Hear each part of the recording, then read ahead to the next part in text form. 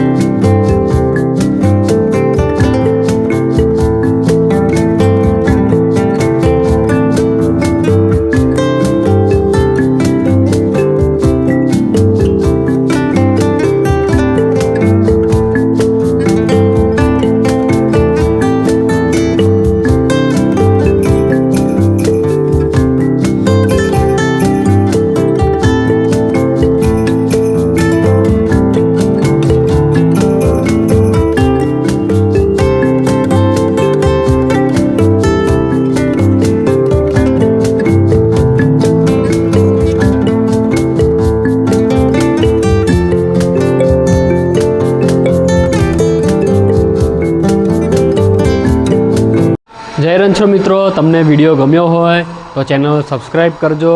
અને બીજી વાત મિત્રો કે ભાવિન લાલજી મહારાજ કથાકાર છે, તેમની પોતાની યુટ્યુબ ચેનલ છે, તો એમની જે યુટ્યુબ ચેનલની જે લિંક છે હું મારા આ જ વિડીયોના ડિસ્ક્રિપ્શનમાં આપી દઈશ, તમે ચેકઆઉટ કરજો અને જરૂરથી એમની ચેનલ સબસ્ક્રાઈબ કરજો અને કથા સાંભળજો।